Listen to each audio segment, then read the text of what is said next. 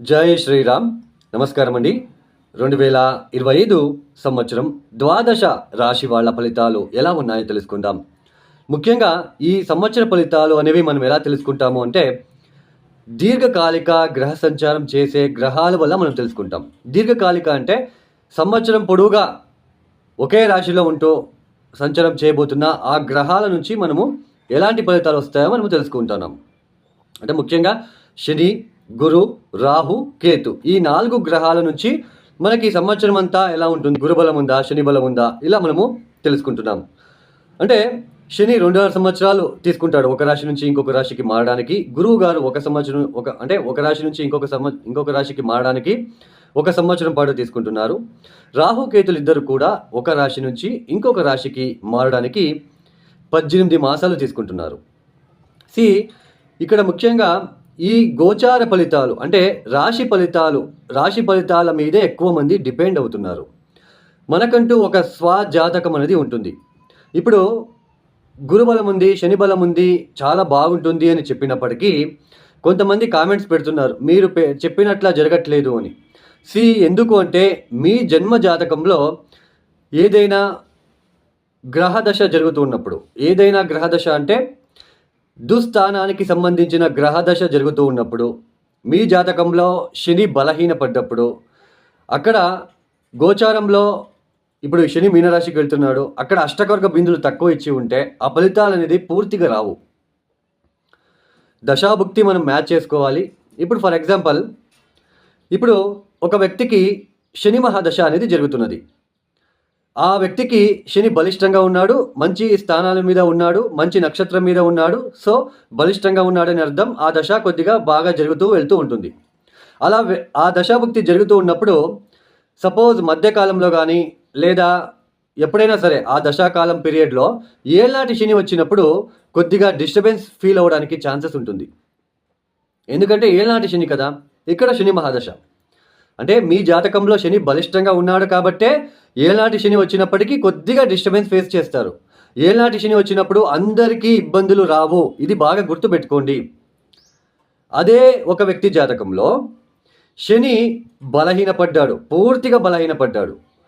అలా శని బలహీనపడినప్పుడు ఎలా ఉంటుంది అంటే భయము, ఉద్యోగం సరిగ్గా ఉండదు, ఉద్యోగం దొరికినా చేయలేకపోతూ ఉంటాము, ఉద్యోగంలో చికాకులు ఎక్కువగా ఉంటాయి. ఏదో చిన్న ఉద్యోగము, శారీరకంగా ఎక్కువ కష్టపడాల్సిన ప్రమేయం ఏర్పడుతూ ఉంటుంది. ఉద్యోగంలో చుట్టూ భయం ఏర్పడుతూ ఉంటుంది, ఆత్మవిశ్వాసం అనేది ఉండదు. ప్రతి విషయంలో ఆటంకాలు, సమాజంలో మనకి అవమానాలు జరుగుతూ ఉంటాయి శని బలహీనపడ్డప్పుడు. అలాంటి సిచ్యుయేషన్, అలాంటి జాతకుడు బలహీనపడిన ఒక శని మహాదశ జరుగుతూ ఉన్నప్పుడు ఏలాంటి శని వచ్చింది అంటే పూర్తిగా చాలా కష్టాలు వచ్చేస్తూ ఉంటాయి. అంటే మీ జాతకంలో శని బలిష్టంగా ఉన్నప్పుడు ఏలాంటి శని వస్తే ఏదో కొద్దిపాటు ఇబ్బందులు వస్తాయి. మీ జాతకంలో శని బలహీనపడినప్పుడు, ఆ దశ జరుగుతున్నప్పుడు, ఆ సమయంలోనే ఏలాంటి శని వచ్చింది అంటే పూర్తిగా డిస్టర్బెన్స్, చాలా ఇబ్బందులు. ఇలా అండి అష్టకర్గ బిందువులు. తర్వాత ఏ దశాభుక్తి జరుగుతుంది, ఆ దశాభుక్తి జరిగేటప్పుడు శని మహాదశ జరుగుతూ ఉంటే ఆ శని ఎక్కడున్నాడు, ఒకవేళ శని మహాదశ జరుగుతూ ఉంది, శని బలిష్టంగా ఉన్నాడు, సో లాభస్థానంలో శని వచ్చాడు అంటే చాలా మంచి ఫలితాలు. అర్థమైందా అండి? ఒకవేళ ఒక వ్యక్తి జాతకంలో శని బలహీనపడ్డాడు, శని మహాదశ జరుగుతూ ఉంటుంది, ఉద్యోగం లేక ఏ చిన్న ఉద్యోగం చేస్తూ కష్టపడుతూ చాలా మానసికంగా, శారీరకంగా ఆత్మవిశ్వాసం లేకుండా ఇబ్బందులు పడుతూ ఉంటాడు. అలాంటి సమయంలో అలాంటి వ్యక్తి జాతకంలో ఉన్న శని మహాదశ జరిగేటప్పుడు లాభస్థానంలో శని వచ్చి, ఆ లాభస్థానంలో నేను చెప్తున్నది గోచారంలో శని వచ్చి అక్కడ కనుక అష్టకర్గ బిందులు ఏ 4, 5, 6 ఇచ్చి ఉంటే, ఈవెన్ ఇక్కడ మీ జాతకంలో శని బలహీనపడి శని మహాదశ జరిగి మిమ్మల్ని ఇబ్బంది పెట్టినప్పటికీ ఈ లాభస్థానంలో గోచారంలో శని వచ్చినప్పుడు మిమ్మల్ని గ్రాడ్యువల్లీ రైజ్ అయిపోతారు, మంచి ఉద్యోగం దొరుకుతుంది ఆ సమయంలో. ఇది అండి, ఇలా మనం చూసుకోవాలి. ఇది మీకు అర్థమైందని భావిస్తున్నాను. మీరు అర్థం చేసుకోవాలి అనే ఉద్దేశంతోనే ఇది చెప్పడం జరిగింది. తర్వాత చాలామంది ఏళ్ళనాటి శని, అష్టమ శని, పంచమ శని, చతుర్థ శని జరిగేటప్పుడు శనిదేవుడి దగ్గరికి వెళ్ళి కొన్ని దీపాలు పెట్టి వస్తూ ఉంటారు. సో అలా మనకి ఎక్కువ శని ఇంపాక్ట్, శని నెగిటివ్ ఇన్ఫ్లుయెన్స్ జరిగేటప్పుడు కాలభైరవేశ్వరుని పూజించాలి, కాలభైరవేశ్వరుని ఎక్కువ తలుచుకోవాలి, కాలభైరవేశ్వరుడు టెంపుల్కి ఎక్కువ వెళ్ళాలి, కాలభైరవేశ్వరుడికి బూడిద గుమ్మడికాయ దీపాన్ని పెట్టాలి, నీలమణి వేసుకోవడము ఇవన్నీ అవాయిడ్ చేయాలి. ఏళ్ళనాటి శని, పంచమ శని, అష్టమ శని, చతుర్థ శని జరిగేటప్పుడు ఇబ్బంది పెట్టడానికి వచ్చి ఉంటాడు. మళ్ళా మీరు శనిదేవుడి దగ్గరికి సంబంధించిన వస్తువులని వేసుకోవడము, నీలమణి, నల్లబట్టలు వేసుకోవడము ఇవన్నీ చేయకుండా మీరు కాలభైరవేశ్వర ఆరాధన చేయాలి. అప్పుడే ఆ నెగిటివ్ ఇంపాక్ట్ తగ్గేది. సో గోచారంలో వచ్చినప్పుడు గురుబలం ఉంది, అయినా మాకు పెళ్లి కావట్లేదండి, మీరు గురుబలం ఉంది, వివాహ యోగం అని చెప్తున్నారు, పెళ్లి కావట్లేదు. వై? మీ జాతకంలోకి చెడు గ్రహాల దశ జరుగుతున్నప్పుడు, సో నెగిటివ్ ఇన్ఫ్లుయెన్స్ జరుగుతున్నప్పుడు ఇబ్బందులు ఉంటాయి. అక్కడ మీ జాతకంలో ఏ దోషాలు ఉన్నాయో వాటికి సంబంధించిన పరిహారాలు చేసుకోవాలి. చిన్న చిన్న సింపుల్ రెమెడీస్ వేళ్ల కొద్దీ ఉన్నాయండి. చూడండి, అందరికీ హోమం వర్తించదు, అందరూ హోమం చేయించుకోగానే ఆ నెగిటివ్ ఇన్ఫ్లుయెన్స్ తగ్గదు. ఇది బాగా గుర్తుపెట్టుకోండి. జంప్ స్టోన్ వేసుకోగానే కోట్లు సంపాదిస్తాము, this is fake, this is wrong sentence. కొన్ని సింపుల్ రెమెడీస్ వేళ్ల కొద్దీ ఉన్నాయి. ఫర్ ఎగ్జాంపుల్, చంద్రుడు అంటే ఏంటి? నీళ్లు, వాటర్. ఈ ఎండాకాలంలో వాటర్ అందించండి, లేని వాళ్ళకి వాటర్ ఇవ్వండి. ఎవరైనా వాటర్ అడిగితే కప్పులో పూర్తిగా ఇవ్వండి, అర్థం సగం ఇవ్వకుండా. సో ఇది అండి, ఇలాంటి రెమెడీస్ వేళ్ల కొద్దీ ఉన్నాయి. ఆ గ్రహము జలతత్వ రాశిలో ఉందా, అగ్నితత్వ రాశిలో ఉందా, భూతత్వ రాశిలో ఉందా, వాయుతత్వ రాశిలో ఉందా చూసుకొని మనము పరిహారాలు చేసుకుంటూ వెళ్ళాలి. సో ఇది అండి. సో ఇక 2025 మార్చి 30వ తేదీ శని భగవానుడు కుంభరాశి నుంచి మీనరాశికి వెళ్ళి సంచారం చేస్తున్నారు. తర్వాత గురువు గారు మే 13వ తేదీ వృషభ రాశి నుంచి మిథునానికి వెళ్ళి సంచారం చేస్తున్నారు. ఇక రాహు కేతులు మే 18వ తేదీ తర్వాత రాహు కుంభంలోకి, కేతు సింహంలోకి వెళ్ళి సంచారం చేస్తున్నారు. ఇక ద్వాదశ రాశుల వాళ్ళ ఫలితాలు ఎలా ఉన్నాయో తెలుసుకుందాం ఒక్కొక్కటే. తదుపరి రాశి తులారాశి. ఈ తులారాశి వాళ్ళకి 2025 సంవత్సరంలో ముఖ్యంగా మార్చి 30వ తేదీ తర్వాత పంచమ శని గ్రహ ఒక దోషం నివారణ అవుతున్నది. షష్ఠ స్థానానికి వెళ్ళి సంచారంని చేయబోతున్నారు. 6వ స్థానం, శని యోగించే స్థానాలలో ఒకటైన 6వ స్థానంలోకి శని వెళ్ళడం అనేది చాలా మంచి ఫలితాలు అనేది వస్తాయి. అయితే అష్టకర్గ బిందులు చాలా ఇంపార్టెంట్, దశాభుక్తి చాలా ఇంపార్టెంట్. తర్వాత ఇప్పుడు శని 6వ స్థానానికి వెళ్తున్నాడు. ఆ 6వ స్థానంలో శనికి శత్రు గ్రహాలు ఏమైనా ఉన్నాయా ఆ స్థానంలో మీ జాతకంలో అనేది చూసుకోవాలి. మీ జన్మ జాతకంలో ఇప్పుడు మీనరాశికి శని వెళ్తున్నాడు.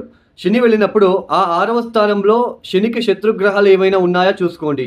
సూర్యుడో, కుజుడో, కేతువు లాంటి గ్రహాలు ఉన్నప్పుడు కొద్దిగా ఆరోగ్యరీత్యా చాలా కేర్ తీసుకోవాలి మీరు. ఇక గురువు గారు మే 13వ తేదీ వరకు అష్టమ స్థానంలో, తర్వాత అష్టమ గురుగ్రహ దోషం తగ్గి నవమ స్థానానికి వెళ్తున్నాడు. గురుగ్రహం యోగించే, గురుబలం ఇచ్చే స్థానాలలో ఒక స్థానమైన నవమ స్థానానికి వెళ్తున్నాడు. కాబట్టి గురుబలం అనేది రాబోతున్నది మే 13వ తేదీ తర్వాత. ఇక ఈ ఒక తులారాశి వాళ్ళకి రాహు కేతులు చూసుకుంటే, ముఖ్యంగా రాహువు 2025 మే 18వ తేదీ తర్వాత పంచమానికి రాబోతున్నాడు. కేతువు లాభస్థానానికి అంటే సింహరాశికి రాబోతున్నాడు. ఈ సంవత్సరంలో మీకు శని బలము, గురుబలము, కేతు బలం అనేది కనిపిస్తూ ఉంటుంది. అంటే 3 గ్రహాల యొక్క బలం అనేది ఉంటుంది. అయితే శని ఎన్ని అష్టకర్గ బిందులు ఇచ్చాడు, అక్కడ ఏదైనా శనికి శత్రు గ్రహాలు ఏమైనా ఉన్నాయా చూసుకోవాలి మీ జన్మ జాతకంలో. ఎందుకంటే ఇప్పుడు మీ గోచారంలో మీనరాశికి వెళ్తున్నాడు. మీ జాతకంలో కనుక అక్కడ ఏదైనా గ్రహాలు ఉంటే, శనికి శత్రుగ్రహాలు ఉంటే ఫలితాలు అనేది కొద్దిగా తారుమారు అవుతూ ఉంటాయి. తులారాశిలో పుట్టిన వాళ్ళందరికీ కూడా సేమ్ ఫలితాలు రావండి, అర్థమవుతుంది కదా. 6వ స్థానంలో శని వస్తున్నాడు, చాలా మంచి ఫలితాలు వస్తుంది, ఎక్సలెంట్ రిజల్ట్. అందరికీ ఎక్సలెంట్ రిజల్ట్ సేమ్గా ఉండవు. అది ఇట్స్ డిపెండ్స్ ఆన్ అష్టకర్గ బిందువులు, దశాభుక్తి ఇవన్నీ చూసుకోవాలి. తర్వాత గురుబలం ఇచ్చే స్థానాలు ఒకటైనా నవమ స్థానంలో వెళ్తున్నాడు. గురుబలం అనేది తులారాశికి ప్రారంభమవుతుంది. బట్ అక్కడ అష్టకర్గ బిందువులు గురువు ఎన్ని ఇచ్చాడు అది చూసుకోవాలి. ఇక పంచమ స్థానంలో రాహు ఉంటున్నాడు. ఇది కొద్దిగా మనకి ఆలోచించాల్సిన ఒక విషయం. పంచమ స్థానంలో రాహు అంటేనే ముందే ఆశ మనకి. ఎక్కువ ఆశనిచ్చే గ్రహం ఏది అంటే రాహు. పంచమ స్థానం అంటే ఏంటి? క్రియేటివ్ థాట్స్, క్రియేటివిటీ, తర్వాత సంతాన స్థానము, తర్వాత మన అభిరుచులు ఎలా ఉంటాయి, తర్వాత మనకు ఒక రికగ్నైజేషన్, గుర్తింపు అనేది వస్తుందా లేదా అనేది కూడా పంచమ స్థానంలోనే చూస్తాం. మంచి సంతానం కలగాలన్నా, మనకి మనం చేసే చిన్న పనికి కూడా మంచి ప్రశంసలు అంటే గుర్తింపు రావాలంటే పంచమ స్థానం బాగుండాలి. మన అభిరుచులు, మన టేస్ట్. ఒక వ్యక్తి జాతకంలో పంచమ స్థానం బలహీనపడినప్పుడే ఆ వ్యక్తి జెలసీ మైండెడ్గా ఉంటుంది, జెలసీ ఎక్కువగా ఉంటుంది. ఒక ఇతరులు మంచి బట్టలు కట్టుకున్నా, వాళ్ళు మంచిగా ఎదిగినా జెలసీ అనేది ఎక్కువగా ఉంటుంది. ఎందుకంటే పంచమ స్థానం బలహీనపడి ఉంటుంది. తర్వాత ఈ లవ్ రిలేషన్షిప్ ఇవన్నీ చూసేది కూడా పంచమ స్థానం. అలాంటి స్థానాల్లోకి, తర్వాత షేర్ మార్కెట్ కూడా పంచమ స్థానం. అలాంటి స్థానంలోకి రాహు వస్తున్నాడంటే ఆశ ఎక్కువ పుట్టిస్తాడు. షేర్ మార్కెట్లో ఇంకా డబ్బులు పెంచుకుంటూ పోవాలి, డబల్ చేయాలి, త్రిబల్ చేయాలి, బెట్టింగ్లు ఇవన్నీ కూడా ఎక్కువ అయ్యే సూచనలు ఉంటాయి. కాబట్టి చాలా జాగ్రత్తగా ఉండాలి. సో బాగుంది అని చెప్పగానే తులారాశి నాది బాగుంది, అది రాంగ్. మీ జన్మజాతకంలో అష్టకర్గ ఇంపార్టెంట్, దశాభుక్తి ఇంపార్టెంట్. అప్పుడే మీకు బాగుందా లేదా మీడియం ఫలితాలు తెలుస్తుంది.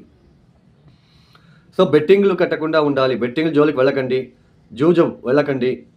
షేర్ మార్కెట్ ఇది కొద్దిగా చూసుకొని వెళ్ళండి, అవాయిడ్ చేయండి, కొద్దిగా పరిస్థితులు కొద్దిగా చూసుకొని వెళ్ళండి. అయితే గురుబలం అనేది ఉంటుంది. బట్ తులారాశి వాళ్ళకి గురువు యోగకారకుడు కాదు కదా, 6వ ఇంటి అధిపతి నవమ స్థానంలో వెళ్తున్నాడు. కాబట్టి ప్రయత్నపూర్వకంగా కష్టపడి, చాలా అతి కష్టపడితే కానీ ఫలితాలు రావు. అలాంటి సిచ్యుయేషన్ ఉంటుంది. తర్వాత మనకి ఈ ఒక బెట్టింగ్లు, తర్వాత ఇతరులు నమ్మి ఇన్వెస్ట్మెంట్ చేసే విషయంలో చాలా జాగ్రత్తగా మీరు ఉండాలి. తర్వాత ఈ సమయంలో ప్రేమికులు కూడా అట్రాక్షన్కి వెళ్లకుండా చాలా జాగ్రత్తగా ఉండాలి, లేకపోతే ఇబ్బందులు పడతారు మీరు. సో ఇలాంటి సిచ్యుయేషన్ అనేది తులారాశి వాళ్ళకి ఏర్పడబోతున్నది.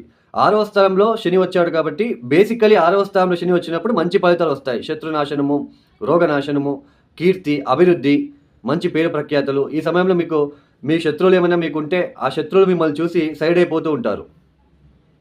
ఇలాంటి ఫలితాలు. బట్ దట్టు మీ అష్టకర్గ బిందువులు ఎక్కువ ఇచ్చింటే నో ప్రాబ్లం, తక్కువ ఇచ్చింటేనే కొద్దిగా ప్రాబ్లం. తర్వాత నవమ స్థానంలో గురువుగారు మంచి శుభ ఫలితాలు, పెళ్లి కాని వాళ్ళకి పెళ్లి అవ్వడం లాంటిది, పిత్రార్జిత ఆస్తికి సంబంధించిన విషయంలో అభివృద్ధిదాయకంగా ఉండడము, ఆర్థిక అభివృద్ధి, ఇలాంటివన్నీ జరుగుతాయి. లాభస్థానంలో కేతు, అభివృద్ధి. బట్ పంచమ స్థానంలో ఉంటున్న రాహు వలన మాత్రం కొద్దిగా డిస్టర్బెన్స్ ఏర్పడుతూ ఉంటుంది.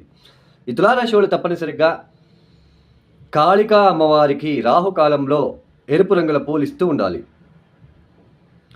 తర్వాత ఈ నల్ల మినుములతో చేసిన గారెలను మీరు హారం రూపంలో కాలభైరవేశ్వరుడికి వేస్తూ ఉండండి. కాలభైరవేశ్వరుడికి బూడిద గుమ్మడికాయ దీపం శనివారం పెట్టడానికి ప్రయత్నాలు చేయండి. దత్తాత్రేయ క్షేత్రాలకి వెళ్ళిరండి ఈ సంవత్సరం.